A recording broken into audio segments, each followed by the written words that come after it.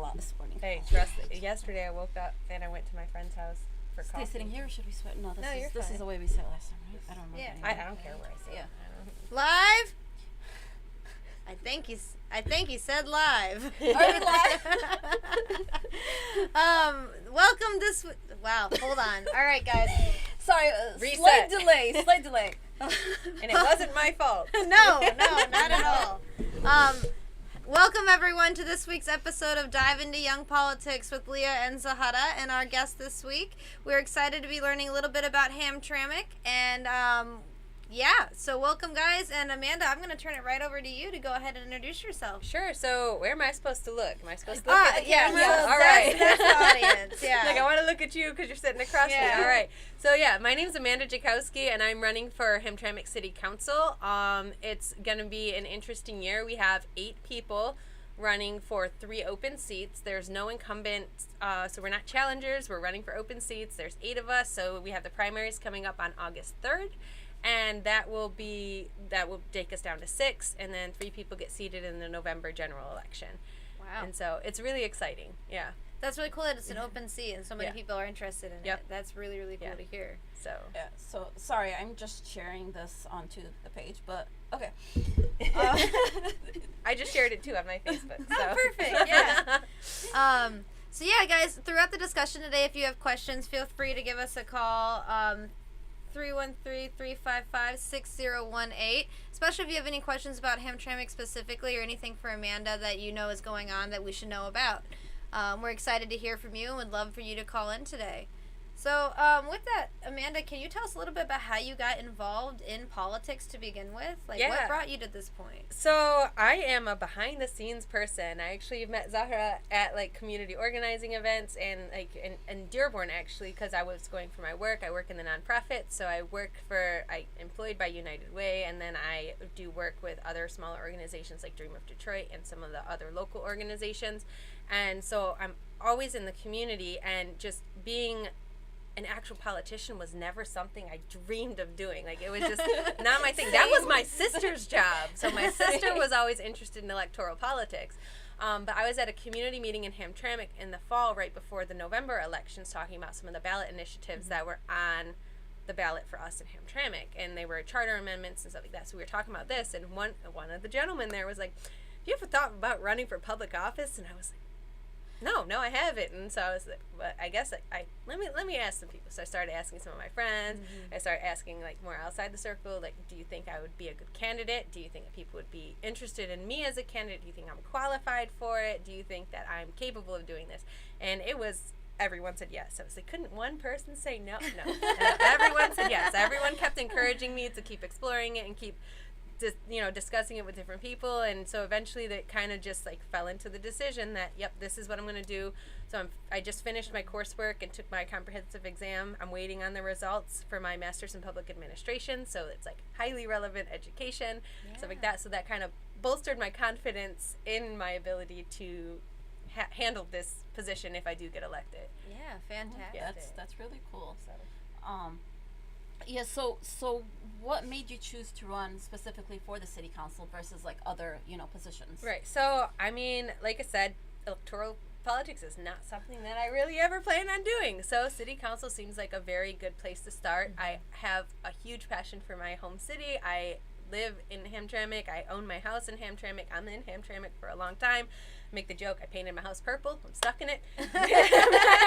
I'm not going to be able to sell it. Hey, that's our favorite color. color. That's my favorite color. That's why when she said the shirts are purple, I'm like, I know, I forgot to grab your shirt on the way out, but it's okay. But they, and it's a very tangible one. It's things that I understand. It's issues that I understand and I can be effective in, and I don't necessarily have higher expectations to go to be maybe a statewide politics, or that's not my career goal. My goal is to do what I can do for the city that I live in, for the residents of the city that I live in, because I care about this city, and there's a lot of problems that we face on a regular basis, and I think that I can have an effective opinion on how to, because it is council, so you do have multiple people making the decisions and stuff, but I feel like I have I can provide a strong, effective opinion on the issues that are coming up on an ongoing basis, or ones that we're already facing, and so it's a very easy, I don't want to say low-hanging fruit, but a good position for me to be in as like Yeah. us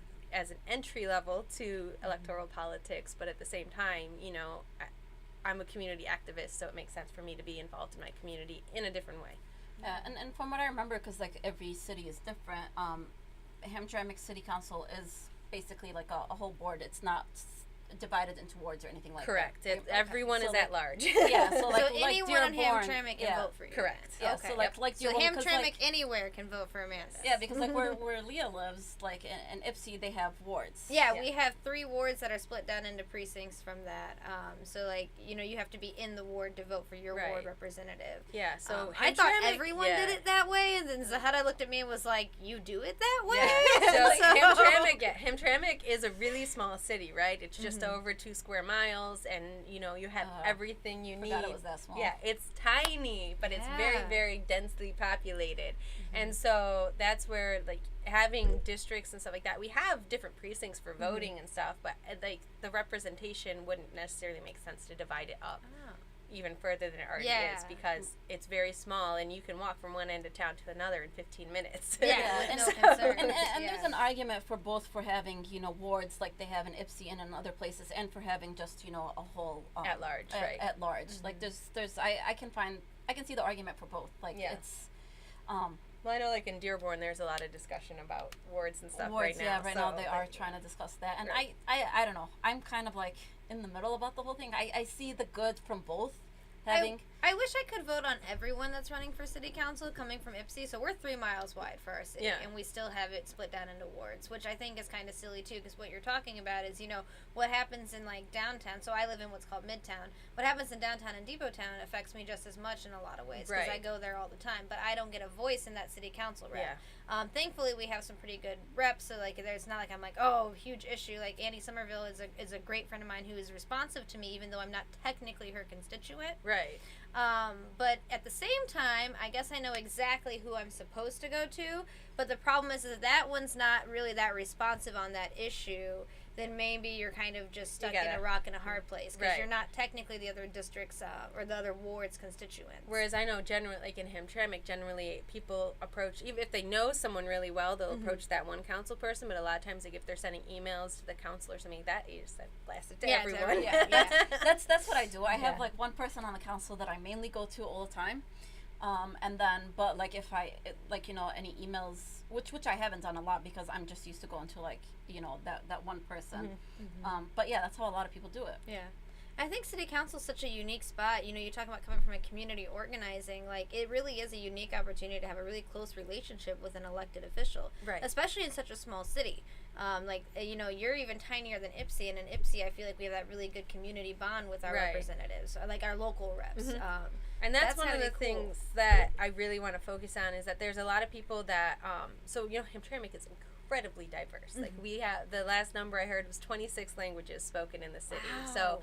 we're talking, and there was a survey done, I believe, in 2019 at the high school where they ranked like the language speakers, and there was actually more Arabic speakers than English speakers at the high school. Okay, I didn't realize that. And so that was really cool. I can send you that link after. I'll find it again. Because Yeah, I'm it an was English as really a second interesting. language Yeah. teacher, so that's fascinating to me because Yeah. I teach ESL. Right. And so, like, to have that many different languages in such a small city, like, what a beautiful amount of diversity. Yeah, Like, and my that's where, like, gosh. it's really important to have really diverse representation on council, because you have a lot of people who maybe don't have the best grasp on English yet, and that, you know what, but they can still participate because there's someone who speaks their language on Yeah. city council and stuff like that. Or and- even if they don't speak their language, at least, you know, have like make it accessible so that somebody can translate or something. 'Cause Absolutely. I think that's what's missing in And a lot have of the places. patience for yeah, that, yeah. like some people, if they don't understand or if that's not their language, right. they don't care. Because, like, I don't speak Bangla, and I can't even say I can try and learn it. I'm still struggling with Arabic, so, you know, Yeah. one language You at a come far, time. though. You Yeah, come yeah, far. one language at a time.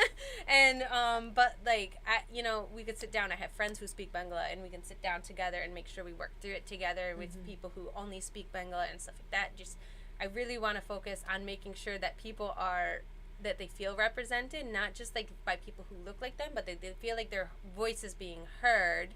Yeah. Because that's a big struggle. Is one of the, like, I know one of the questions that y'all are probably going to ask is the biggest issues, and transparency in City Hall is one of those big issues. And so City Hall does their best, but there's a lot of things that we really could be working on to make it more accessible, make things more welcoming for different people. Yeah. And that welcoming aspect, so you can approach city council, I think is really important. Yes. Go ahead. Yeah, so just before we forget, you're watching Dive into Young Politics with Leah and Zahara on WJZZ Cool TV, live streaming on Facebook, YouTube, Twitch, and Twitter, and other top social media platforms. Like, follow, share, comment, and subscribe. Thank you for watching WJZZ Cool TV, coolest TV station in the world. You were right. Our next question is, what do you feel are the top 3 issues for your city, and what do you hope to get done with those? Yeah, so like I mentioned, transparency is a huge thing, and one of the ways that I want to increase the transparency of what happens on council is making sure that people understand the process we go through when we're making decisions, because a lot of people are a little fuzzy on how things work in Hamtramck. Like, they want to blame the mayor for literally everything when it's not the mayor. The mayor is just a part of the decision-making process, and she doesn't have as much power, power by the charter, as she has a lot of influence, but you don't necessarily have she doesn't have executive orders. She doesn't have that kind of power, and a lot of times people picture her having that. And so, breaking down the process, breaking down the charter, having people understand how decisions get made in council by the council, by the mayor, by the city manager, and stuff like that, then they can understand how they can best address issues that they're having. Because if they bring them forth in good channels and stuff like that, then we can work on that. But we also can work on, helping them understand. They come to me with a problem, and I say, okay, well, here's the steps that you need to go through to get this fixed. And, it's help walking them through processes. And a lot of people do that already, so that's not a dig at any current council members. A lot of people do that for their constituents already, but one of the main things I want to do is make sure that every single person in Hamtramck understands that they are my constituent. Yeah. Every single person in Hamtramck, right? And so if they have a problem, they can come to me. If I'm not the best person for it, I will get them connected directly to whoever is the best person to get that problem solved. And the next one, the budget. The budget is a huge, huge, huge issue. We're in a crisis mode. It's probably the number 1 topic for this election cycle. And where we're at is we're running out of cash. We have a lot of legally binding promises like pension fund and stuff like that. So we have a lot of this, and it's just, we have a decreasing tax base, because a lot of times people think about the tax base as the residents. But we actually had factories and stuff like that. They had the jail, and they're gone now. So we lost a lot of revenue, and so making up that revenue is going to be the hard one. So you're going to hear a lot of discussions about economic development and stuff like that, and so definitely very supportive of that. I really am hoping that we can get in there and streamline the processes for businesses to get their licenses and stuff. That's the number 1 complaint as we're knocking on doors.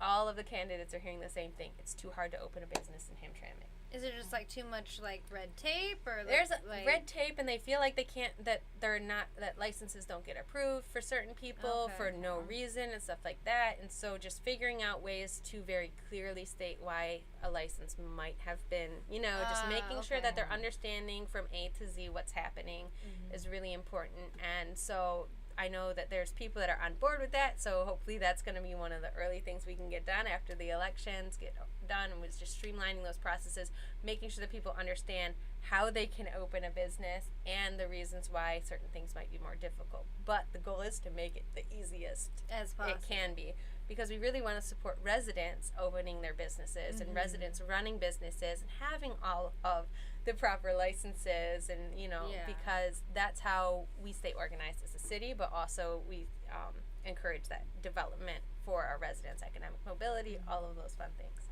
Yeah, so when you talk about economic development, what is your dream things of seeing come to Hamtramck, just out of curiosity? I mean, I would love to see basically anything. So one of the things that I really, really like about Hamtramck is I have everything I need, and I can walk there. So I have the post office, I have grocery stores, I have, you can get anything you need in Hamtramck. Except there's a few things missing, like if you need a huge thing of toilet paper, sometimes you got to go out to the suburbs for those. But, those bulk purchases, because a lot of them are at corner stores or a market where they mostly sell produce, but you can also pick up a 4-pack of Right. So it has a lot of that stuff, but some of the clothing, a lot of that stuff. So Islamic clothing you can get. It's all over. There's so many stores, but things just like t-shirts. You need a t-shirt for your niece because she like, made a mess. I have a 2-year-old niece. Oh. So I need to make that clear. I have a 2-year-old niece. So, like, Yep. if she, like, makes a mess, oh, man, I need to get her a t-shirt because I didn't have a change of clothes for her. There's really not somewhere to do that. So those type of things that are, like, that middle ground between family, like, family-owned stores. Yes. Basically whatever. We don't need any more pharmacies. We don't need any more hookah stores. We don't need any of that. So just making sure that we're inviting people. I was at a soft opening for another coffee shop this morning. Yeah, I saw that on your that's- Facebook. So Yeah. I am really excited for that.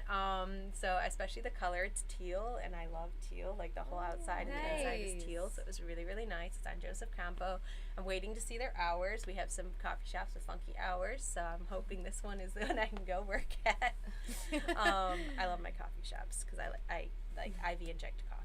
I was gonna say Yeah. we are Yeah, big coffee people. we approve. Yeah. Yeah, So- we approve of coffee Yeah. shops. Yeah. Once you figure out how we can, have an IV. Yep. I'm Yeah, caffeine. Give me that. Yeah. So a lot of that, and then like back on the transparency point is I learned a lot of decision-making tools, how to evaluate policies that we might want to implement, how much the cost is going to be, is it actually, like, can we actually enforce this, those type of things, and I plan to use those in my decision-making process and to let the residents to help the residents understand that this isn't just, Amanda's whims, that I actually had a process. This is an objective process. I'm inputting the information here. It says this is the best option.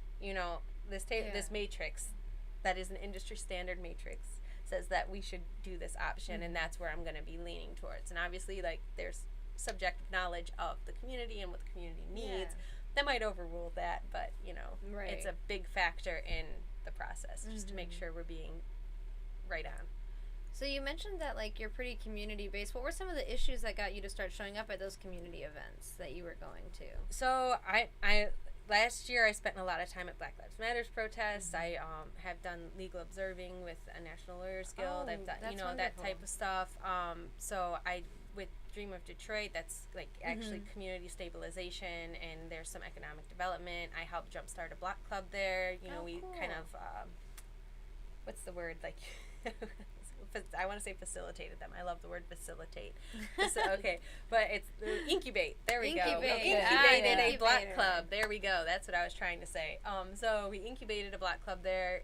It was just a way for us to make sure that we're paying attention, that we're not gentrifying the area as we're doing our stabilization, as we're getting more people into housing there, as we're renovating houses, as we're cleaning the neighborhood, as we're planting trees, as we're doing all of these things in the neighborhood, that we're not changing it, that we're still listening to the people who've been there for decades and decades and making sure. So wanted to give them a unified voice, so we got the block club going. They have an amazing block club president. She's awesome, and so they do a lot. Longfellow Block Club, you should look them up. They're really actually awesome.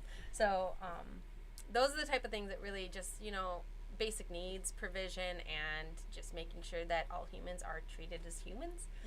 So Yeah, I think so many people forgot that we're all human. Yeah.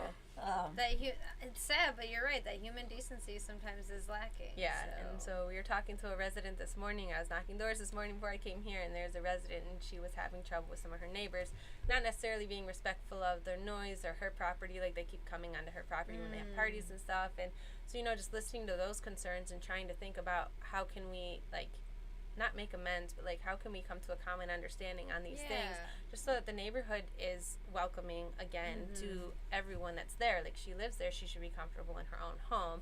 And so navigating neighbor issues and stuff like that, and those are things that I would generally do as Amanda. Yeah, so you're just already doing Right. it. Yeah. And so bringing that into I want to say like a legitimized voice is something that's very interesting to me. So Yeah, I mean, you'd be in the position where your voice is now the vote, Right. So like that's something, like, you're already doing it. You might as well be the person that's voting it through in some Exactly. ways. Like, Yep. and it sounds like you have a lot of the community support behind you. So I'm really excited to see the rest of this like election cycle. me too. and- And I'm like Yeah. I'm like hesitantly positive. Like I am like a painfully positive person, but I'm trying to like check myself, because you never know what bubble people are going to fill in. And that's one of the things that we're really pushing. Like, all of the candidates, like, we've been meeting regularly over the past few months. So there's 7 out of 8 of us that have been meeting. Like, after the council meetings, we meet for lunch the next day to have lunch and just talk about what happened in the meetings, and because we're really trying to approach it kind of like a cohort kind of thing. Okay. Because there's a lot of division in Hamtramck. And so we're trying to, lead by example and show residents that we can work together, that we don't have to be petty with each other. We don't have to do, we don't have to keep the old way. We want to bring that positivity back to the city, and, because positive action is easier when you have positive attitudes. Yes. Yeah. Most definitely. And I mean, are all the city council seats up like this time? Is everybody? So the way that Hamtramck City Council works, there's 6 seats. And they're 4-year terms, but it's 3 seats every 2 years. Okay. Okay. So it's like a. So it's always like an alternate. Right. That way you don't have a total reset of the board. Okay. Yep. And so we have 3 seats open. So we have 3 seats that no one is rerunning for. So all 8 of us that are running are new. Okay. Yeah. That is really cool to see like a bunch of like new fresh people running for the city council races. It's nice, and a lot of people have commented that they're ready for those fresh faces. They're ready for new stuff. So we'll see what happens on election day when they're filling. Right. Yeah. Or even now. I mean, the absentee ballots are coming in. Mine's sitting in my house waiting to be filled out. So we're already getting those. And just a reminder to any Hamtramck folks that are listening, you take your ballot directly to City Hall or mail it in.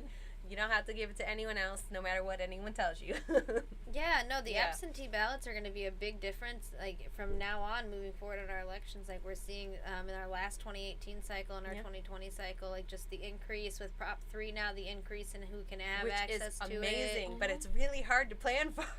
It is. Yeah, so, I mean, one thing that I've noticed in a lot of, like, phone banking for different candidates or issues is that a lot of people, like, we already got our absentee ballot and we voted. It's like you have to start the process a lot earlier. So much earlier, especially like with phone, with phone banking and text banking, is that like there's a lot of things that I think we're still adjusting, especially after like everything that happened with the pandemic. People are still adjusting to like be where like no, elections do not start in November anymore. Like people vote like so much earlier. So well, that's what our election day is, August 3rd, and there's people already saying we turned in our ballot. Like, so we're a whole month ahead of time. Like there's like, I was phone banking for a Port Huron campaign, and there was like for a legalization campaign, and there was like a lot of people, we already got our absentee ballots and turned them in, and I'm like, we should have started this like a month ago. Yeah, so the traditional way is, like, it's changing. Like, how we do campaigns is definitely changing. Right. And it's a good thing that it's changing, because Prop 3 is an increase in voting. Right. Like, so I am it's pro a good Prop thing. 3. We're excited about it. That was but one of the things I was really some excited stuff. about. And I think people, like, at this time are still coming from that whole pandemic, so people are still adjusting in general to everything that's, that was this year, and just the way, like, everything went to Zoom and just online, where now people are, some people are still scared to open their doors, like, if anybody comes. That's what we're noticing when we're knocking doors. It's less than a quarter of people are answering their doors, which is, it's fine. We're still leaving our stuff.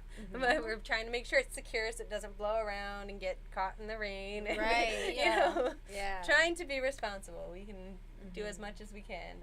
But those door touches, like, at least for me, so I'm a field director by trade. That's what I do, and I love being on the doors. I think some of the best conversations come from really meeting people where they're at, and like I always kid, but like you can't get much closer to than literally being on their front porch when they're opening that door. Who knows if the kids are screaming, the dog's trying to run out, like that's what we had a dog trying to run out. We're all like, we love dogs, it's okay. Luckily most people when I am door knocking they notice, but like if I hear a dog I step back. Sorry, I'm super scared of dogs. Super scared. It was this little itty bitty dog, and he wasn't even doing it. He was just like looking staring at you. Tiny purse dog. I don't care. Hey, listen, I feel like the smaller the dog is, the scarier they are because they get like so brave. They do. They do. And they just like to bite. Though. Yeah. And the smaller dogs just like to bite. It's I don't know, being on doors, like I say, you have no idea what to expect, and like it keeps you so on your toes. It really does. So as a candidate, has that made you have to like go back and maybe relook at issues or readjust from what you've heard on doors, or are you feeling like you had a pretty good sense to start with? Yeah, I think so I talked to a lot of people after I announced my campaign. Something that I did was I put out a survey and I asked people, like, what should I be including in my platform? So I didn't even have my platform ready until a month after I actually announce my candidacy, Wow, because okay. I wanted to hear what people wanted me to run on. Talk Because about community input. Yeah. and that's what like I'm all about that. I told you I like the word facilitate earlier. One of my professional development goals has been over the past many years is in facilitative leadership. Mm-hmm. And so a lot of that is coming to a consensus model kind of thing, where you're just taking input from everyone because you want to hear from the most people, and then you let them let them watch the process happening to whatever the final end product is, whether it's a decision or a policy or something like that, and then you have the buy-in from everyone that participated in that process. Whether they necessarily agree with that final one, they can understand how it got to that point, and they can support it, and they can be okay with it. You don't have to be gung-ho for every single decision that goes through a government process, but you can be okay with it. You can be like, all right, you know, I understand how this got there, and that's one of the biggest things for healing a divided community, or getting people to understand the political process or feel comfortable, like they have a place, like they have a voice in the political process, and just making sure that they're plugging in, getting those voices heard, and that we're getting something that people are satisfied with, you know, and just making sure that it's the best for everyone. And that's I really love that you did that survey. I think that's like, so, you know, as someone who's a constituent that's pretty involved, like, I love it when they're like asking for my input, especially like when you're so local at city council. Right. Like, that's a perfect opportunity for the community members to be able to say, like, no, this is exactly what we need.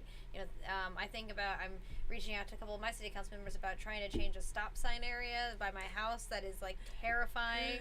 But, you know, something that, like, I'm only aware because I live right by it. Right. Like, you know, and so having that, like, this is what we need feedback is so important. Well, And I think it makes people remember you, too, when they go to vote, because they had a conversation with Amanda. And that's they weren't told by Amanda what she's going to do. Yeah, I'm doing coffee hours at Olamon Cafe. I'm trying to be there on Tuesdays and Saturdays. I'm trying to be there and just let people come in. I've had people come in, and we've talked about absolutely nothing that has to do with politics.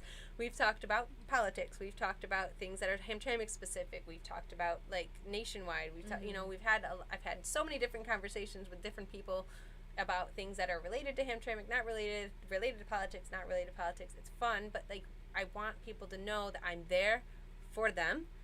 And so part of that is having them know who I am as a person, not necessarily just as a council person, not necessarily, you know, like, as a fellow resident, but they want to know who I am as a person, because that builds the trust, that builds the, you know, understanding that I am not only a resident just like them, but that I am listening to them, and I am going to do my best to convey their needs and get the questions answered, the problems answered, the policies in place to fix things that they need fixed. Yeah. And that's definitely something that I think is missing in a lot of in a lot of cities, is just being able to do that. I mean, and being involved in city politics is a lot different than being involved in, like, you know, state rep or anything like that, because it is a focus on the community. And because, like, I mean, I first got involved in statewide politics and national politics before, and this year, this year I'm local, which is, it's a lot different. That local. It really is. It's been really interesting with like the endorsement applications and stuff like that, because you can tell that they're all written for the state and federal levels. They're like, what are you going to do about healthcare reform? I'm like, 2 mile squid. 2 square miles. I can't really do much, but when we sit I down support and it. write, Like, you know. and write, you know, for like, as young Dems, when we sit down and write, like, you know, endorsement packets, we try to look at what the race is, and to form, like, questions, like, for the, I mean, you're still going to ask, like, the opinions, like, whether healthcare or something like that, but we ask them as an opinion so that you can give your opinion. And that's, I think yours was definitely worded more as opinion. Some of them are worded on, like, what are you gonna do? And I'm like, I can't do anything, but I want to work on this thing. And that's exactly why we do the questions like that, is because we want to see, okay, like, this is what you're running for, but if you had the opportunity, or if there's something else that you do, what are your views on it? Right, because that also can, you know, bring a better perspective to your race and to that person. Yeah, most definitely. Well, just as a reminder, everybody, you're watching Dive into Young Politics with Leah and Zahara, and our guest today with Amanda Jaskowski. And we're streaming live on Facebook, Twitch, YouTube, and Twitter. Please like, subscribe, and follow. And thank you for watching WJZZ Cool TV, the coolest station in the world. So back to what we were saying is, I think that's part of the education, is helping, like you're saying, is understanding what a city council person can actually do. Like, I may ask you about Green New Deal, for instance, or the healthcare, and you may be like, yeah, I can't sign on to that stuff. Yep. But, like, what in your capacity do you see? Like, is it partnerships with state reps? Is it advocating? Like, how do you see when you do have constituents come and say, you know, I'm worried about, you know, the climate, I'm worried about healthcare? How do you respond to them? Do you advise them? Do you give your opinion? So I definitely, like, there's one resident I've been talking to extensively over the past few weeks. He's like an expert in trees and greenery and all of this fun stuff, and so just really trying to talk to him about, because obviously we had major flooding, right? And so what are ways that we can prevent flooding? And a lot of that is like green infrastructure and stuff like that, and we can address that as city council, is, you know, either requiring new businesses to include green infrastructure, having green infrastructure on our city-owned property and stuff like that. You know, figuring out what, again, you know, we have a budget issue, so, you know, what is economically, fiscally responsible, but also will lead to progress for our community in avoiding disasters like we had this past weekend. Like, we got hit just as hard as other cities. I know a lot of people are saying that, you know, Detroit got more news coverage than Hamtramck, but again, Hamtramck's really small, so people don't, I don't want to say people don't care, but, like, people listen more when you say Detroit got flooded than Hamtramck got flooded, because people say, where's Hamtramck? Yeah, I mean, Dearborn was one of the places that got really heavily flooded, and once again, it wasn't all of Dearborn, it was sections of Dearborn, so you could see, like, the different, how, you know, things are happening in one area versus another. Right, and that's something that, like, city council can address, is one area of the city flooding more than the other? Should we be pushing for news coverage? Is that going to help? Is that going to help our situation? You know, our city administration is in talks, you know, with our state rep. We have an amazing state rep, and he, like, is talking with FEMA, trying to get FEMA funding for us, like all of Wayne County, they're trying to get FEMA funding for. And so they're having that talk. So are they doing that work? Do they need to be doing news interviews about it? Because they're doing the work. You know, where is that balance? And that's something that, you know, we all need to work on collectively as a council, as a city administration, and just work together and make sure that we're using our time efficiently. Because, you know, we are a small council. We are, you know, it's a part-time position. It's not a full-time position like it is in some cities. And so you are trying to fit it in around other things, but there's some really serious issues that we can address as city council. So, like you said, with the environment. So, like, we can address green infrastructure, but we can also refer it up to our state rep. We can refer it to a national level. We can say, like, these are the policies that I personally support, and here's some ways that you can educate yourself on this issue. And so just trying to get people engaged in those politics year-round. Because it affects everyone year-round, not just to get votes. And so just trying to make sure that we're getting that engagement. And it's always back to that education point. So, like, if I can connect someone to a resource that they understand it, even if it's above our level of politics, then I'm going to do that, because I already do that. And I'm going to keep doing it. So. No, I think that's fantastic. Definitely. Yeah, I mean, I think there's just, like, a lot of things to still learn, and there's I think, like, I like the way that you looked at the issues and asked people what the issues are to focus on, because I think that's what's missing from, like, a lot of candidates, or, you know, they have what their issue, what they think is right, but that's not what the constituents think is okay, or what the constituents want in general. So I think it's a balance. There's still a lot of things, and then, you know, especially with local politics, the people are going to be so much more in tune to stuff. Because it affects you every single day, and you see that it affects you every single day. Yeah, I think that's the big thing, is it's kind of easy to forget about who you're sending to Lansing sometimes, because, like, let's be real, I spend a lot of their time in Lansing, not in district, because they're there voting.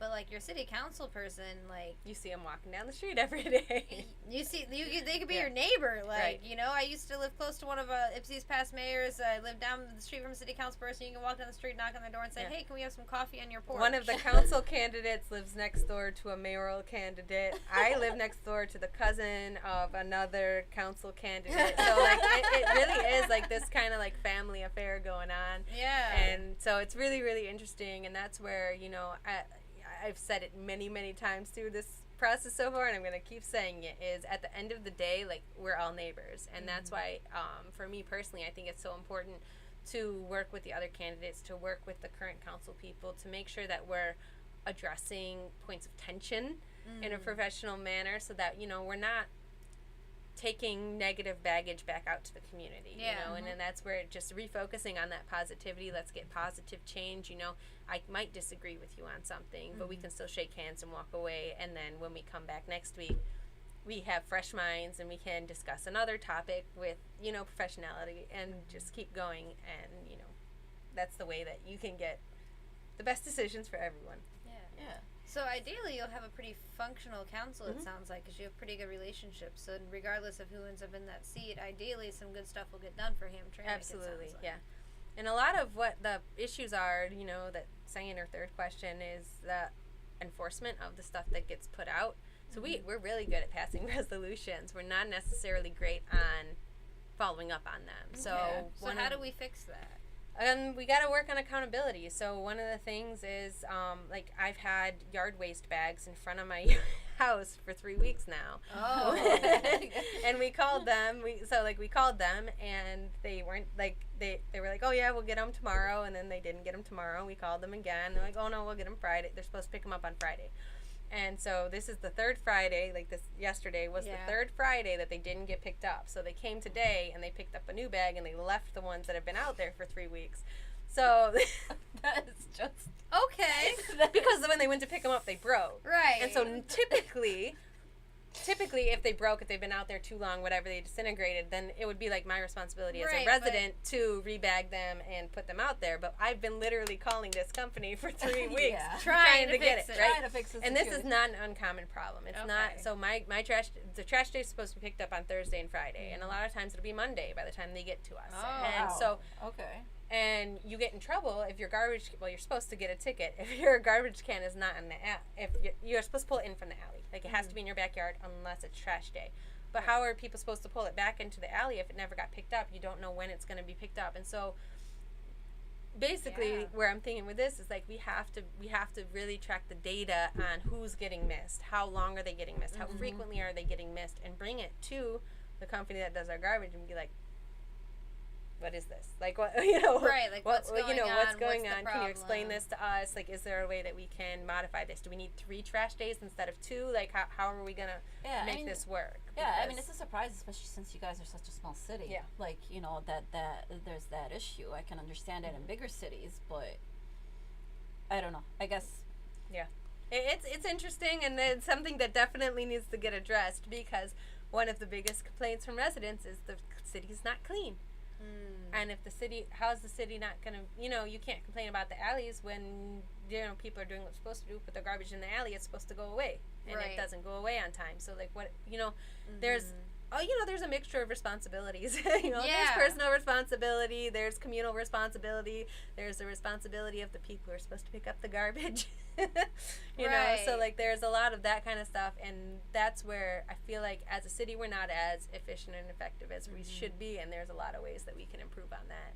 Yeah, and it sounds like a partnership of a variety of things that have to fall into place.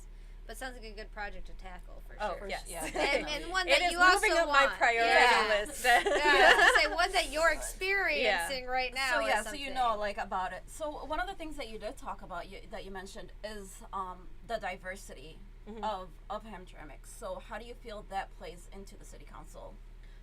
So right now we have, what do we have on council right now? I think we have 2 Bengali, 2 Yemeni, 1 Iraqi, and then 1 white lady. So, like, we have, like, it's a good mix right now. Our mayor is Polish. Our city manager is also Polish. And so, like, we have apparent diversity, like, on the superficial level. But there's a lot of people who don't feel like that they're heard, and they don't feel like people care. Like, there'll be people, another one of the candidates was telling us, he was knocking on someone's door, and they said, this is the first time someone's knocked on my door for politics in 8 years. Wow. And so, whereas, like, we try to get them away from our doors. I know, I'm like, hold on. And like, so, someone's not knocking doors right. That's like, wow. And so there's that kind of messaging that comes, and it's really good for us to hear collectively as candidates that, you know, there's people who are feeling disenfranchised. There are people that aren't feeling like they're being intentionally included in the political process, so we can keep pushing for that. And so we do have a diverse group of people running. So we have 2 Yemeni candidates, 3 Caucasian candidates, and 3 Bengali candidates that are running. So we have... So it represents Hamtramck. It pretty much, that's the 3 main groups yeah, of and people. even on your state rep and like that, it's pretty diverse, right? Yep. And so we're doing pretty good, like, on a superficial level. It's just making sure that the individual people feel like they're being included. There's a lawsuit against Hamtramck right now from the Bangladeshi community because the ballot, we're legally required to have our election material translated into Bangla, and they don't feel like it was done properly. And so there's an organization so there's a lot of those things that kind of play into that diversity question. Like, are we being as inclusive as we can be? Are we putting the effort behind our promises? You know, and so making sure that we're not only doing it, but doing it right and stuff like that. So, and that's where making sure that everyone's door gets knocked on and they know how to contact their city officials if they have issues and stuff like that. And again, in multiple languages and stuff like that. So I plan to have a very good relationship with a translation service. Yeah. So I was gonna ask you, are you doing like I have it in front of me now, but are you doing bilingual and like this looks trilingual actually? Yeah, it's actually 4. It has English, Arabic, Bangla, and Polish on it. Wow. And so like my announcement message did. I have not translated every single little thing, but it's really important this is what I'm taking when I go door to door. And so that's really important to me because there are people who only speak these languages. There's also other languages, and I apologize to everyone who speaks one of the ones that I did not include. But these are the majority. These are the majority languages. Yep. And so I just think so many candidates, like, for a lot of candidates, it's hard to even get them to consider Spanish, which is in a lot of communities throughout the state. And sometimes it's maybe the cost of the lit, or it's just like the time commitment of the lit. But to go and do that, so I think is a huge message. I actually think everyone in Hamtramck did do multiple. Yeah, that's amazing that you guys are doing It's something that is very expected in Okay. Hamtramck, to have things in multiple languages, like even signs in the parks. Like if you go to Pulaski Park, it has if there's a problem in this park, it's there in English and Arabic. It might be there in Bangla too. I know it's there in Arabic because I noticed it the other day. So like the signage that goes out is so it matches with the community. And so it's an expectation. This isn't even an option. This is an expectation. Like, this is mandatory. I'm glad that that is the mentality in Hamtramck. That it's like it sounds very communal. Like it really does sound like we're all in this together kind of mentality. Right. And like so sometimes it is and sometimes it isn't, and that's the reality of having a diverse community. Like sometimes the cultural norms of the different cultures that exist in Hamtramck clash. It happens, and sometimes it's very messy. But at the end of the day, we're all neighbors, and we have to work through it and make sure that everyone feels welcome and safe.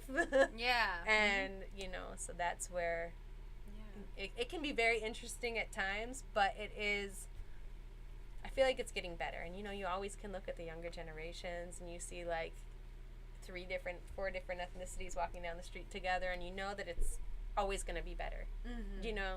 Yeah, I mean, there's definitely things to improve on. So once again, you guys are watching Dive Into Young Politics with Leah and Zahara, live streaming on Facebook, YouTube, Twitch, and Twitter, and other top social media platforms. Like, follow, share, comment, and subscribe. Thank you for watching WJZZ Cool TV, the coolest station in the world. We're going to get that memorized one of these days. Memorized. We really, really are, yeah.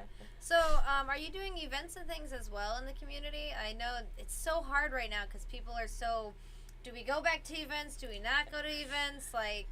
So I show up where I can. I am still working, and I'm not, like, I did not take time off. I have a bit of like an integrity thing, so I work for a nonprofit, and part of that is I don't want to use my PTO from that. I don't want to take advantage from that, you know, so I'm keeping my PTO. I'm going to use it as I normally would. I'm still going to continue working full time throughout this process. If you're on city council, absolutely. So this is it's very part-time. It's like very, very part-time. It does not, like, I don't know, it's 2% of the governor's salary. I don't know what that number is, but it's 2% of the governor's salary.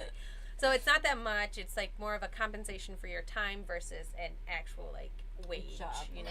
So And so I will still continue to work full time. The good news is I did just finish all my coursework for my master's program, so I have so much time on my hands. And so just in time for GOTV, right? Yeah, exactly. So, And so hey. that's what this really fit in, and that's what I know. Like I took my exam on June 19th, and it's been very nice to have like that off my shoulders. I'm still waiting to find out if I passed. So Inshallah, you passed. Inshallah. We'll work out of that. Fingers crossed on that one. Yeah, so hoping for that, and then but that's where it just kind of made sense to run this election because I have that extra time. I'm finishing this. All of these tools are fresh in my mind. Let's implement them right away, and sometimes things just fall into place, Yep. and Right. it sounds like the perfect timing, and that's so crucial when it comes to running for office. Is it the right timing? Right. It really is. Yeah. Well, we're wrapping up to the end, but do you have any thoughts or words of wisdom, like your last thoughts that you wanted to leave with the audience? And please also make sure to tell us how we can follow you and support you in your campaign. Yeah, so my Facebook is facebook.com/Amanda Jakowski, which is JACZKOWSKI. It's complicated, I know. I mean, I've known you for a while, and I still mess up who you're like. I checked it 3 times before I Still posted I the know graphic. people who have known me my whole life who still don't say my last name right, so it's okay. It doesn't bother me at all. Just try and make it easy for people. Cat zebra. There's actually a really funny story I'll tell you offline about a name tag, but so yeah, you can follow me on Facebook. That's my main place of contact. If you don't use Facebook, you can email me at Amanda4Hamtramck. It's FOR@gmail.com. And I mean, I'm outdoor knocking and stuff, so if that's your thing, come knock on doors with me. That would be so much fun. And words of wisdom is honestly keep it positive.